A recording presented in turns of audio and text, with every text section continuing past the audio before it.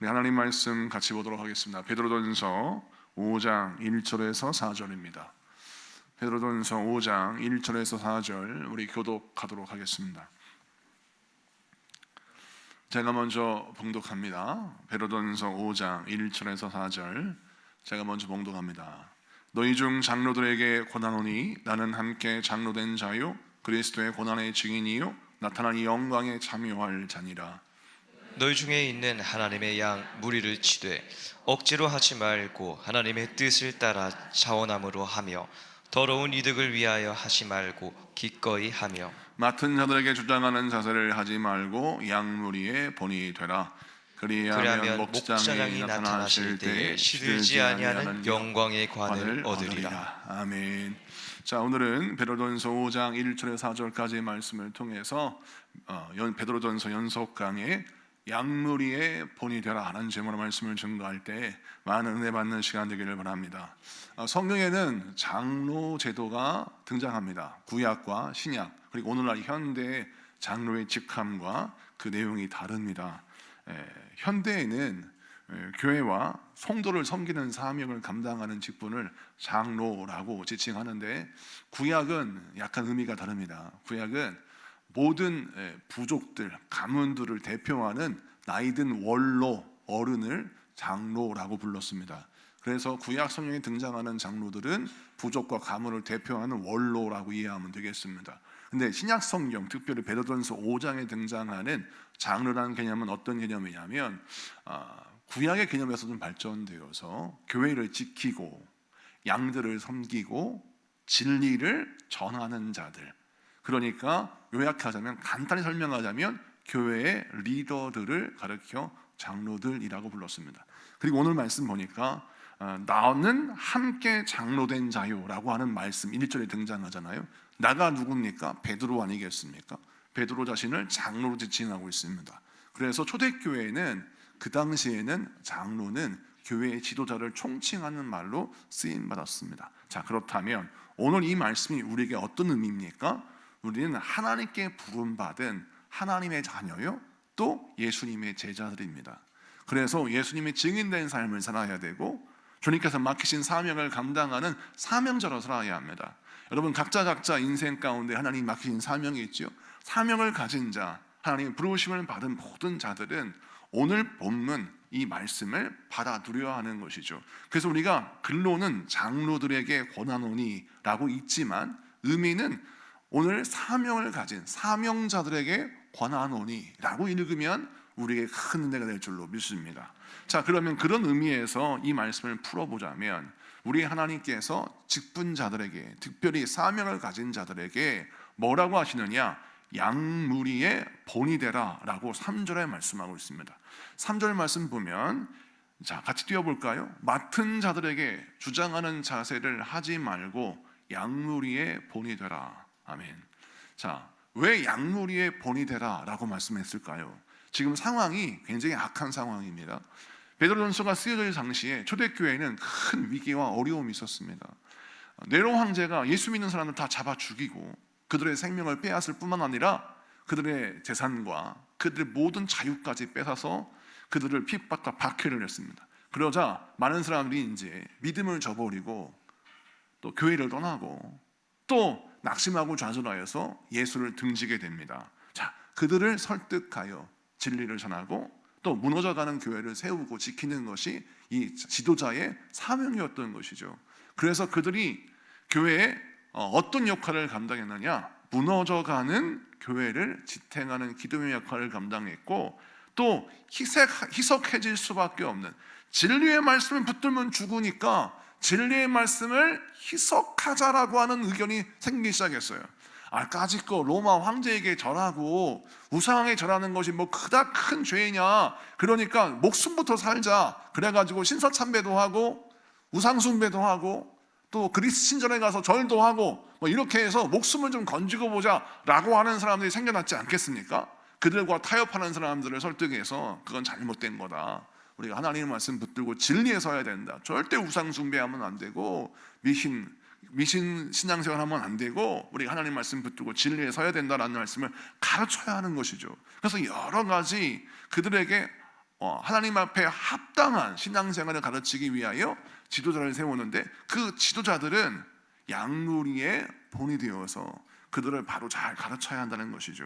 오늘 이 말씀을 기억하고 직분을 맡은 우리들, 사명을 맡은 우리들이 어떻게 하면 양무리의 본이 되는 신앙생활을 할 수 있는지 이 말씀을 통해서 그 의미를 살펴보도록 하겠습니다. 1절 말씀 보겠습니다. 1절 다시 한번 읽어볼까요?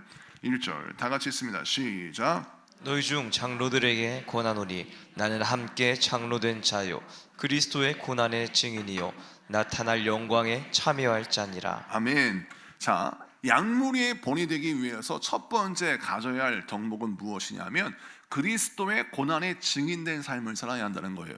그런데 이 그리스도의 고난의 증인이 무슨 뜻입니까?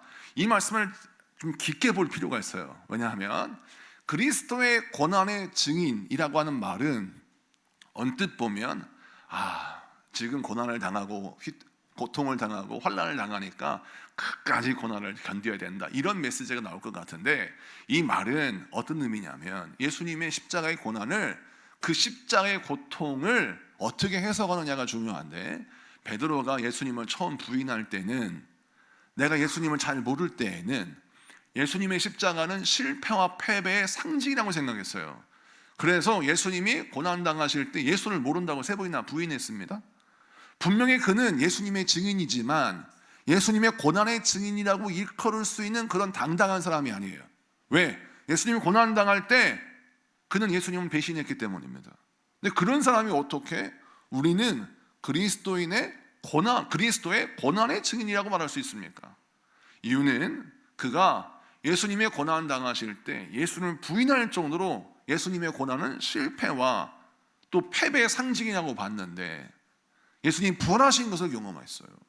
예수님이 부활하셔서 자신에게 창자국과 못자국을 보여주시고, 우리 예수님이 사망 못을 이기시는 그 놀라운 부활의 영광을 베드로에게 똑똑하게 보여주심으로 베드로가 자신 있게 나는 고난의 증인이다 라고 말할 수 있어요. 이는 무엇이냐? 예수님의 십자가가 부활로 열매를 맺었고 예수님의 십자가가 놀라운 승리의 결과임을 깨닫고 알게 되었기 때문입니다. 그래서 오늘 말씀에 모든 이들에게 뭐를 가르치냐면, 우리는 고난의 증인이다 라고 말하는 이유는 무엇이냐면, 지금의 고난은 우리가 못나서 죄가 많아서 이렇게 고난과 환난을 당하는 것이 아니라 나중에 만날 부활의 영광이 우리에게 있기에 우리는 기꺼이 고난의 증인이 되는 것을 두려워하지 말아야 된다, 이 말씀을 하고 있는 것입니다. 사랑하는 성도 여러분, 우리가 예수 때문에 고난당하고 우리가 믿음 때문에 어려움을 당할 때 명심해야 될 것은 이 고난과 고통, 이 고생의 끝, 그 열매가 무엇인지를 반드시 보고 알아야 합니다. 그래서 그걸 붙들고 나갈 때 우리는 승리할 수 있는 것이죠. 많은 사람이 고난과 고통을 그냥 견디는 것으로만 머무르고 있는데, 그렇게 하면 멀리 가지 못합니다. 승리하지 못해요. 그래서 우리는 항상 고난당할 때 믿음으로 승리하기 위하여 이 고난의 끝이 무엇이 있는지를 기억해야 되고, 내가 왜 이 고생을 하는지에 대한 분명한 목적이 내 안에 불타올라야 돼요.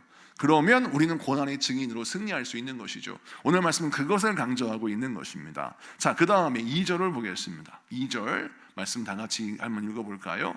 시작. 너희 중에 있는 하나님의 양 무리를 치되 억지로 하지 말고 하나님의 뜻을 따라 자원함으로 하며 더러운 이득을 위하여 하지 말고 기꺼이 하며. 아멘. 오늘 말씀 보니까 2절에 강조하는 부분이 있습니다.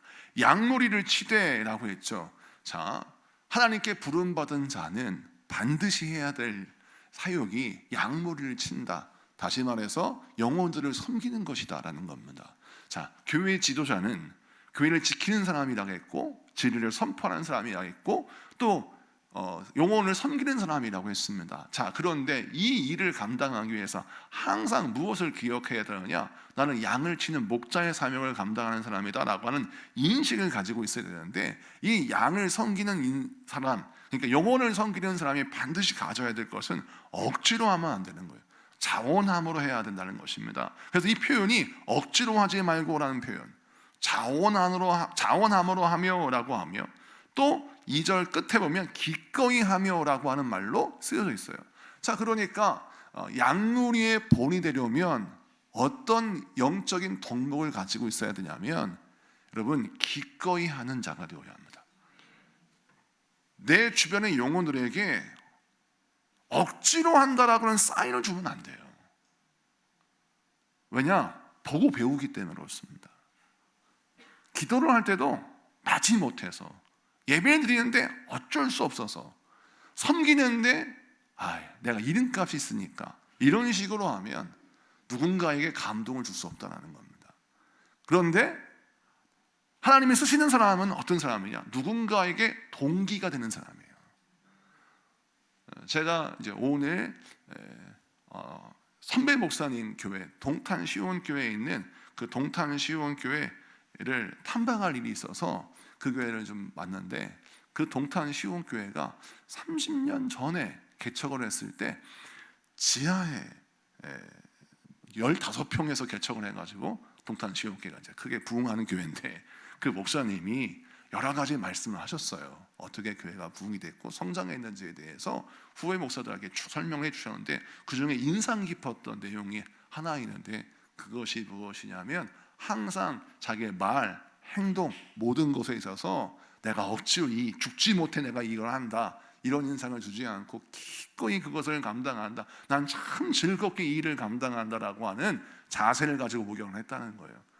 제가 오늘 설교 준비할 때 이 말씀을 듣고 저분의 강점이 저것이다 라고 했고 저 선배 목사님을 통해 내가 배워야 할 것이 무엇이냐, 지금 제가 젊어서 기꺼이 하는 것이 쉽지만 만약 내가 나이 들어서 몸이 피곤한데 기꺼이 기도하고 기꺼이 예배하고 기꺼이 헌신하고 충성하고 봉사하는 것이 이렇게 쉬울까라고 생각이 드는데 이제 나이가 60대가 훨씬 지나서 노년의 나이가 들었음에도 불구하고 그런 고백을 할 수 있다고 하는 것 정말 멋지지 않습니까?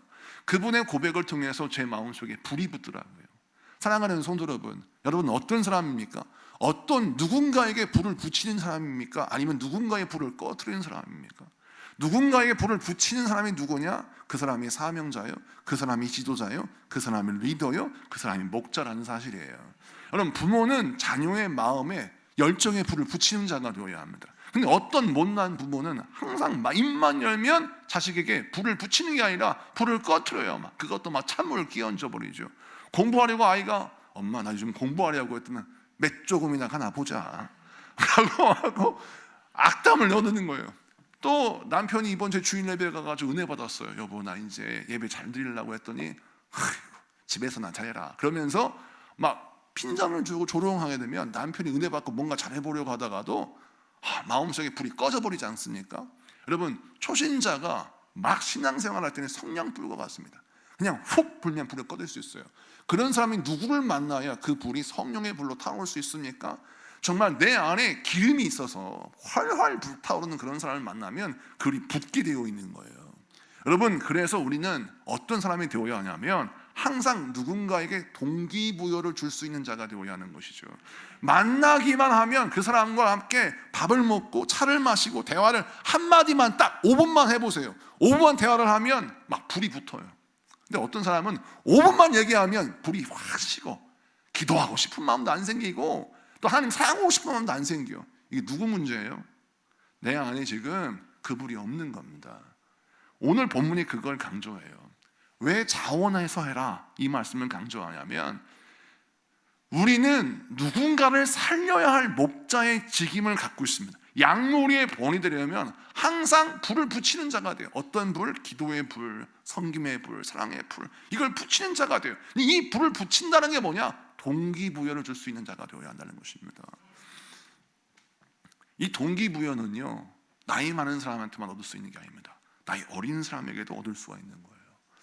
우리 어린아이들을 보게 되면 우리 어린아이들이 교회에서 열심히 기도하고 예배하는 걸 보십시오. 특별히 중학생들, 우리 초등학생들 금요일날 수요일날 나와서 예배하는 걸 보면 우리 아이들을 보면서 어떤 동기부여가 되느냐, 우리 아이들이 이 시간에 학원 나고도 갈 수도 있고 나가 놀 수도 있는데 이 귀한 시간에 나와서 기도하고 아버지 무릎 꿇어 간구하는 걸 볼 때마다 어른인 저에게 어떤 마음이 드냐면 우리 아이들, 이 젊은 아이들이 이렇게 열심히 기도하는데 나는 더 열심히 기도해야 되지 않겠는가라고 하는 동기가 되지 않습니까? 여러분 나이 어린 이 아이들을 통하여도 불을 붙을 수 있는 사람, 그런 사람이 되어야 하는 것입니다. 여러분, 그래서 우리 모두에게는 누군가에게 동기부여가 되기도 하고 누군가에게 동기를 받아야 되는 것이죠. 그래서 오늘 말씀에 강조합니다. 이것은 기꺼이 모든 것을 감당할 때 얻어지는 결과인 것입니다. 그래서 오늘 베드로가 많은 믿음의 사람들에게 그것을 강조합니다. 더러운 이득에 의해서 왔다 갔다 하지 말고 기꺼이 섬기고 자원하여 섬겨라. 그 본을 보여라 라는 것입니다. 왜 여기 말씀은 기꺼이 하나님께 헌신하라 라는 것을 말할 때 더러운 이득을 위하여 하지 말고 라는 말씀이 붙어 있을까요? 이는 무엇이냐면, 여러분, 이 말씀은 우리가 누군가를 섬기다 보면 내 마음속에 우리가 금전적인 이득만 생각하지 말고 내 마음속에 이런 마음이 있어요. 아무개 김집사는 나한테 인사도 안 하는데 내가 먼저 인사를 해야 돼? 지가 먼저 나한테 인사할 때까지 난 가만히 있을 거야. 이게 더러운 이득이에요.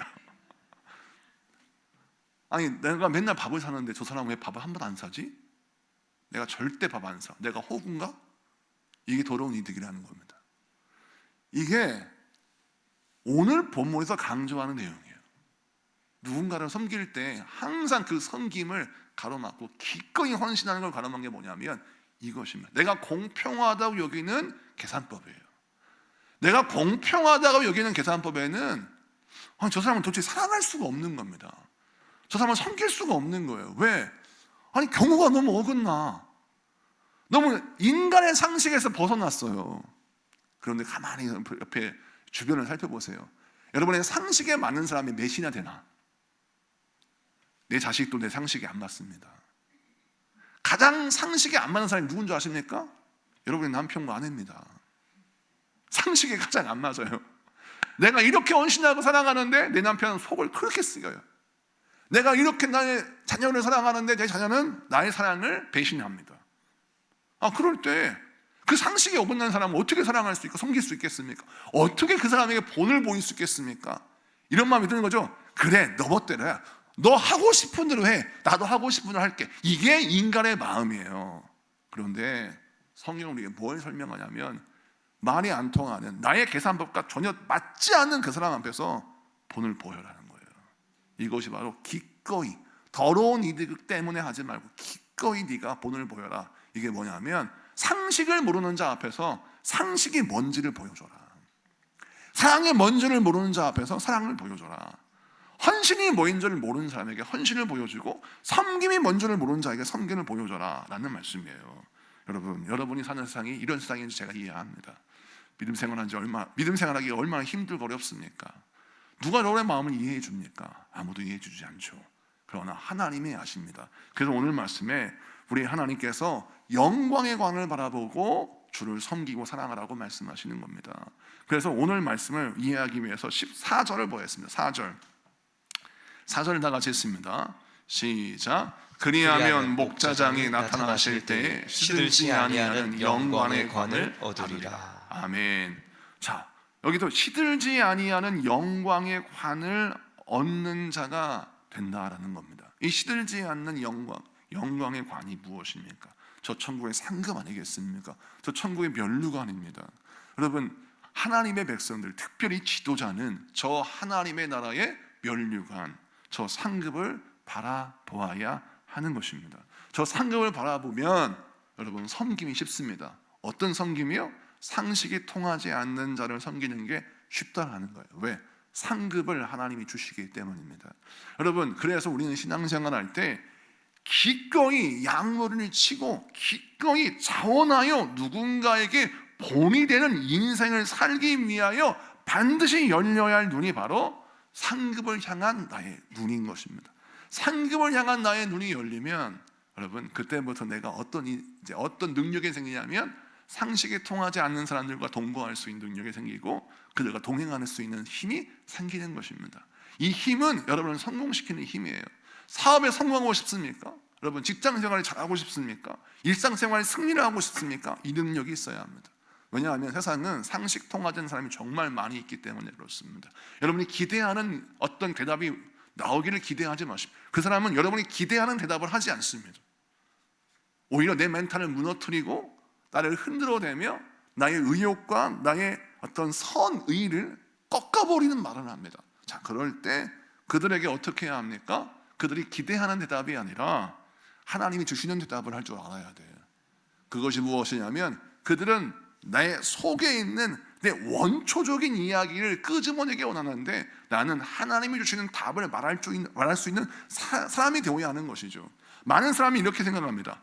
내 속에 솔직한 이야기를 하는 게 솔직한 것이고 그냥 내 속에 있는 말이 아닌 하나님이 가르쳐 주시는 대답을 하는 걸 가식적인 것이다라고 말하는 사람이 있어요. 이게 사단이에요. 사단은 항상 어떻게 우리를 유혹하냐면 너 솔직해져라는 거예요. 이게 어떻게 보면 그럴듯해요. 그런데 이 솔직해져라라는 것에 속으면 사단의 유혹에 넘어갑니다. 자, 대표적인 예가 무엇입니까? 마태복음 4장에 예수님이 40일 금식기도 하신 다음에 시장하셨을 때 사단이 예수님 유혹할 때 보세요. 돌을 떡으로 만들어 먹으라 해요. 이 시험의 본질이 무엇입니까? 예수님을 향하여 사단이 뭐라 하냐면 예수님 솔직해지세요. 배고프시잖아요. 이거예요. 자, 그러면 여기에 넘어가서 내가 배고프니까 돌을 떡으로 만들어 먹는 게 문제가 아니지. 라고 떡을 드시는 것이 예수님에게 상식인 것처럼 여겨지게 만드는 겁니다. 근데 예수님 뭐라 하십니까? 사람이 떡으로만 살 것이 아니라 하나님의 입으로 나오는 말씀으로 살 것이다.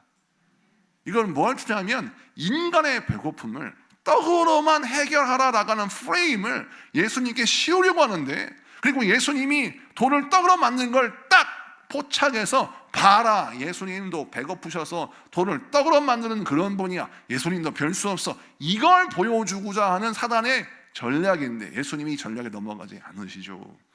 여러분도 마찬가지입니다. 사단이 끊임없이 여러분을 어떻게 흔들느냐? 여러분도 별거 아닌 존재라는 것을 드러내기 위해서 흔들어대요.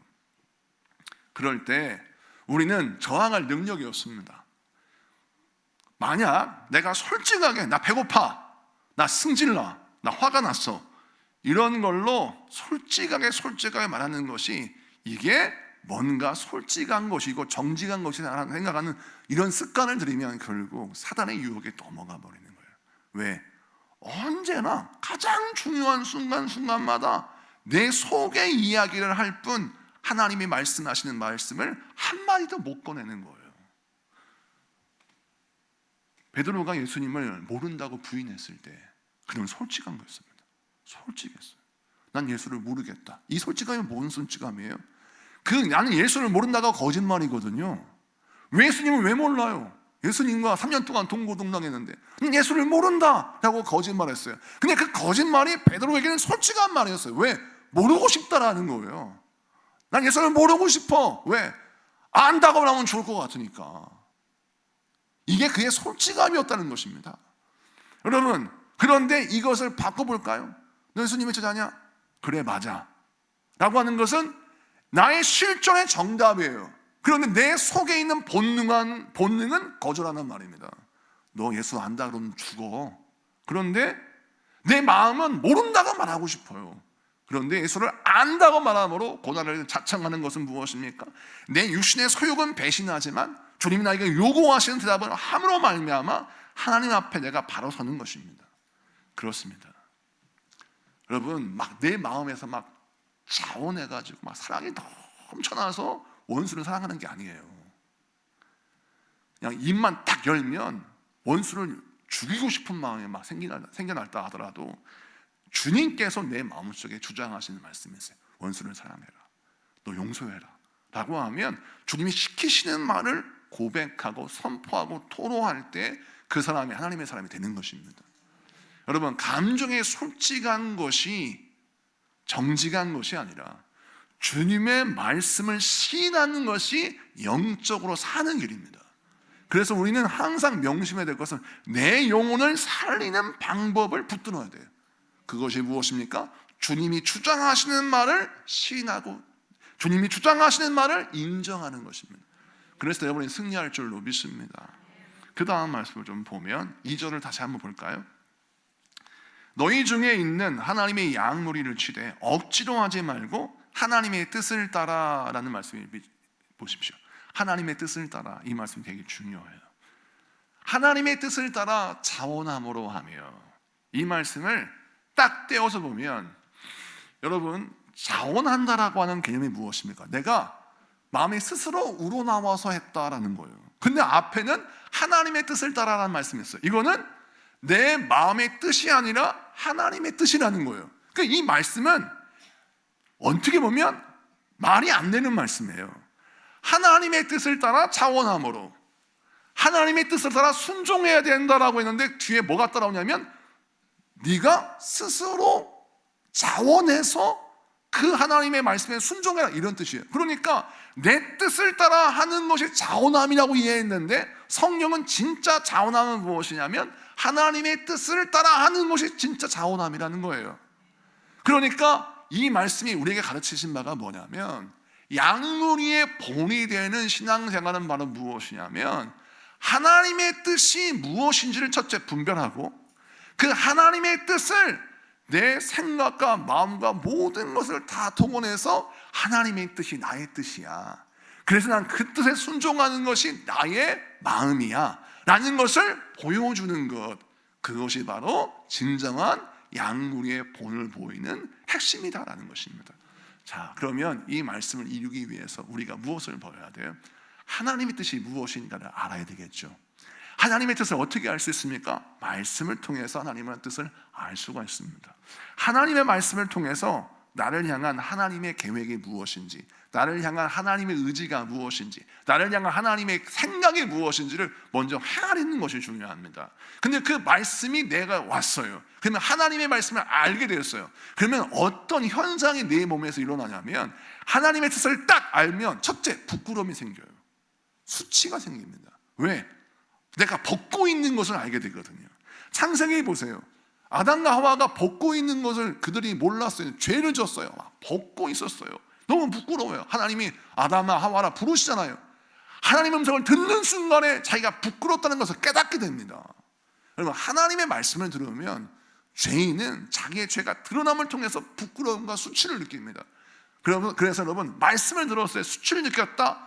여러분, 이것을 내가 숨기는 것으로 반응하지 말고, 아, 하나님이 나의 무지를 깨닫게 하시는구나, 나의 영적 상태를 깨닫게 하시는구나, 이 수치를 깨달음으로 연결해야 돼요.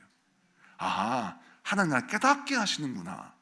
두 번째, 하나님의 뜻을 알게 되면 어떤 일이 벌어지냐, 하나님의 뜻을 아는 순간 내 마음속에서 확신이 들어요. 어떤 확신? 아, 내가 잘못 생각하고 있었구나, 이것이 하나님의 계획이고 이것이 하나님의 생각이구나, 이 확신이 들면서 이 생각을 붙들면 어떤 마음이 되면, 이 생각을 지지하면 내 마음속에 평안이 찾아와요. 그래서 확신은 항상 무엇에 연결되냐? 평안으로 연결됩니다. 여러분 평안케 하는 말씀이 있죠? 그게 하나님의 뜻입니다. 또 세 번째는 하나님의 뜻을 딱 알게 되지 않습니까? 하나님의 뜻을 알게 되는 순간 그동안 모호했던, 안개가 꽉 꼈던 내 머릿속에는 잡다한 생각이 한순간에 싹 사라지면서 명쾌하고 모든 것이 분명하게 보입니다. 아, 옛날에는 이게 뭔지 저게 뭔지 잘 몰랐는데 하나님 말씀을 딱 듣고 아는 순간, 나를 향한 하나님 뜻이 무엇인지 알게 되는 순간 모든 것이 명확해졌어요. 아, 내가 이렇게 해야지 라고 하는 행동의 결정, 행동의 선택이 선명해집니다.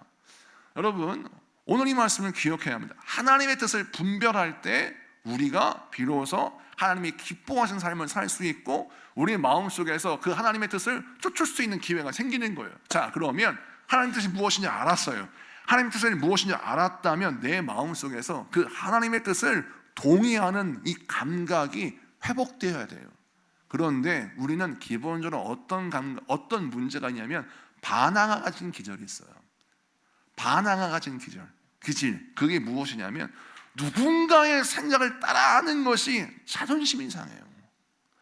누군가의 뜻을 따라 내가 따라하는 것이 굴복하는 것처럼 느껴져. 그러니까 순종을 항상 나는 어떻게 읽냐면 굴복으로 읽는 거예요. 이것이 하나님께도 연결됩니다. 하나님의 말씀을 두고 순종하는 걸 꼭 어떻게 읽냐면 하나님의 말씀에 복종하고 굴복하는 게 복이 된다, 이렇게 받아들이는 거예요. 내가 이걸 뭐라 그러냐면 교만이라 그래요. 여러분, 우리는 무엇을 배워야 되냐면 무릎 꿇는 걸 먼저 배워야 돼요. 그 무릎 꿇는 게 뭡니까? 하나님의 말씀에 내가 무릎을 꿇고 하나님을 경외하고 하나님의 뜻을 존중하는 자세를 갖는 훈련이 필요한 겁니다. 이것이 바로 하나님의 뜻을 따라 자원함으로라는 거예요. 여러분, 하나님의 뜻을 알았지 않습니까? 하나님의 말씀을 헤아렸어요. 그때 필요한 게 뭐냐? 그 말씀 앞에 무릎을 꿇는 겁니다. 그 말씀 앞에 무릎을 꿇는 게 뭡니까? 여러분, 우리가 신앙생활할 때 왜 하나님 말씀을 많이 아는데 신앙생활은 그 말씀에 걸맞지 않은 미숙함이 나올까요? 이유는 뭐냐면 구체적으로 적용하지 않기 때문이고 구체화시키지 않기 때문에 그렇습니다. 하나님의 말씀의 권위 앞에 무릎 꿇고 하나님의 뜻을 쫓아 사는 삶이 뭐냐라고 물었을 때 명쾌한 답을 내지 못해요. 왜? 그런 삶에 대해서 고민하지 않았기 때문에. 오늘 말씀에 하나님의 뜻을 따라 자원함으로 나의 대답이 있는 거예요. 하나님의 뜻을 알았다면 그 뜻이 너의 뜻인 것을 밝혀라는 거예요. 내 마음에 하나님의 뜻을 존중하지 않아요. 그런데 하나님의 뜻을 너의 뜻으로 말해라. 내 마음속에 어떤 문제가 생기면 갈등이 생기죠. 나 싫은데, 나 그 말씀에 동의하지 않는데, 하나님 말씀은 이런데 나는 동의하지 않아. 하나님 틀렸다고 생각해 라고 하는 갈등이 일어나겠죠. 이 갈등에서 우리가 승리하기 위해서 어떻게 합니까? 내 생각을 하나님의 말씀에 굴복시키는 겁니다. 내 안에 있는 내 영혼아, 말씀의 권위 앞에 무릎을 꿇어. 네 생각이 틀렸어. 하나님의 생각이 맞아 라고 나의 의지를 꺾고 나의 생각을 굴복시켜서 하나님께 무릎 꿇는 헌신을 하는 겁니다. 그리고 더 나아가 뭘 하냐면 하나님의 뜻을 존중하는 내 마음을 활성화시키는 거예요. 항상 하나님의 말씀이 내 생각과 충돌하면 그때마다 하나님의 말씀이 옳아라고 선포하고 나가는 거예요. 그러면 승리합니다. 이것은 마치 철길이 있는데 철길 위를 달리는 기차와 같아요. 이렇게 분명 하나님의 말씀의 기준에 레일이 있고 그 하나님의 말씀 기준의 앞에 하나님의 말씀에 절대 순종하겠다고 내 마음의 수를 딱 가지고 있으면 그 철길 위를 내 인생은 달려갈 수밖에 없는 것입니다. 그런데 항상 우리가 뭐가 문제냐면 하나님의 말씀은 변함이 없는데 그 말씀을 대하는 내가 항상 삐뚤빼뚤 놓여있기 때문에 내 인생의 철길이 믿음의 열차가 달려가지 못하는 것입니다. 그래서 우리는 하나님의 뜻을 따라 내 영혼이 올바로 순종하기 위해서 철저하게 내 생각을 굴복시켜야 합니다. 이 훈련을 하십시오. 그러면 여러분 인생이 하나님의 뜻을 따라 승리하게 됩니다. 여러분, 오늘 이 말씀 왜 이렇게 강조할까요? 베드로가 지금 초대교회 교인들을, 특별히 장로들, 또 지도자들, 바로 우리들 목자들에게 이 말씀을 전합니다. 이 말씀은 왜 이 말씀을 전할까요? 이유는 뭐냐면 우리가 길을 잘못 들면요, 우리 때문에 내 뒤에 따라오는 많은 사람들이 길을 잘못 들기 때문입니다. 우리는 누군가에게 안내자요, 목자의 역할을 감당하는 사람입니다. 베드로는 이것을 정확하게 알고 있었어요. 그도 예수님이 나의 스승이요 나의 구원자라는 것을 부인하고 있다가 예수님이 부활하시는 걸 보고 깨달았어요. 아, 예수님의 십자가를 내가 오해했구나. 예수님의 고난을 내가 오해했구나. 그러지만 예수님의 얼굴을 뵐 낯이 없었어요. 부활하신 예수님을 만났지만 그는 숨고 싶었습니다. 그를 다시 쓰시고자 나오셨던 말씀에 그는 굴복하고 싶지 않았어요. 왜? 수치심과 두려움 때문에 숨고 싶었어요. 그래서 그가 요한복음 12장에 보면 다시 고향으로 돌아가요. 그 장면을 좀 보겠습니다. 성경 요한복음 21장 2절 3절 말씀을 같이 한번 읽어보도록 하겠습니다. 다 같이 있습니다. 시작. 시몬 베드로와 디두모라 하는 도마와 갈릴리 가나 사람 나다나엘과 세베대의 아들들과 또 다른 제자 둘이 함께 있더니 시몬 베드로가 나는 물고기 잡으러 가노라 하니 그들이 우리도 함께 가겠다 하고 나가서 배에 올랐으나 그날 밤에 아무것도 잡지 못하였더니. 아멘. 자, 오늘 말씀 보니까 베드로가 2절 말씀 보세요. 다시 띄워주시면 2절 말씀 보니까 도마와 나다니엘과 세베대의 아들들과 다른 제자들과 같이 있었어요. 그러니까 많은 제자들이 베드로와 함께 있었습니다. 3절. 근데 베드로가 뭐라 하냐면 나는 물고기 잡으러 가노라 라고 했어요. 이게 무슨 뜻이냐면, 야, 오늘 밤 심심한 낚시나 한번 갈까? 이런 뜻이 아니에요. 이 뜻은 뭐냐면, 나는 물고기 잡으러 가노라. 이게 뭐냐면, 나 이제 예수님의 수제자 안 할 거야. 나 이제 사도 못 하겠다. 나 고향으로 돌아간다, 이 뜻이에요. 그런데 그러니까 우리도 함께 가겠다라고 하죠. 예수님의 제자들이 다 베드로와 함께 갑니다. 이유는 뭐냐면, 다시 2절을 보니까 도마가 등장하죠. 도마는 어떤 허물이 있습니까? 내가 예수님의 창자국과 못자국에 손을 놔봐야 내가 믿겠다라고 했던 사람이에요. 다른 제자들 이름은 안 나오고 꼭 디드모라는 도마와 라고 꼭 집어서 이야기하는 건 뭡니까? 도마도 예수님 뵐 낯이 없는 거예요. 그것도 조용하게 말씀하셨도 몰라. 다들 보는 앞에서, 도마야, 너 나 의심했지? 내 못자국과 내 창자국에 손을 넣어봐 이러니까 도마가 망신당했죠. 창피했어요. 그때는 너무 부끄러워서 예수님 앞에 죄송합니다 했지만 시간이 딱 흘렀어. 사람들을 뵐 낯이 없는 거예요. 왜냐하면 도마가 의심했던 말 우리도 알고 있잖아요. 우리도 알고 있어. 세상 사람 다 아는 겁니다. 베드로가 나 집에 갈래 했을 때 나도 같이 가, 이렇게 된 거예요. 이 말씀은 베드로가 얼마나 강력한 리더십이 있냐, 이게 아니라 천하의 베드로도, 또 인도에 선교사 가서 순교했던 도마도 한때는 수치심 때문에 자기의 감정에 붙들려서 자기 연민에 빠져서 다시 옛날로 돌아가보자 했습니다. 그때 예수님이 다시 오셨죠. 그래서 그를 만나 주십니다. 네가 나를 사랑하느냐라고 물으시잖아요. 사랑하는 성도 여러분, 자기 연민에 빠지면 예수님을 떠날 수밖에 없습니다. 내가 죄가 많고 허물 많은 거 하루 이틀입니까? 우리 모든 죄가 허물 많습니다. 하나님의 뜻을 통해서 우리가 얼마나 부족한 사람인지 드러나게 되어 있어요. 근데 자기 연민이 발동하면 우리는 하나님의 뜻이 아닌 자기 감정의 결과를 쫓아 행합니다. 성경은 그렇게 말하고 있잖아요. 그렇게 하면 안 된다. 양무리의 본이 되려면 반드시 어떻게 되느냐? 내 마음의 소리에 귀를 기울이지 말고 나에게 주장하시는 하나님의 뜻을 쫓아 행하라. 도마에게 우리 주님이 요구하시는 것이 무엇입니까? 과거에 의심했던 거 다 내려놓고 넌 보지 않고 믿어라. 나중에 예수님이 다시 그를 부르셔서 그가 쓰임받았을 때 도마는 인도 선교사로 쓰임받다가 순교했죠. 베드로도 어땠습니까? 베드로도 고향으로 다시 돌아갔지만 다시 그를 찾아오신 부활하신 예수님을 만나고 그가 헌신하여서 정말 주의 복음을 증거하다가 십자가에 거꾸로 못 박혀 죽었습니다.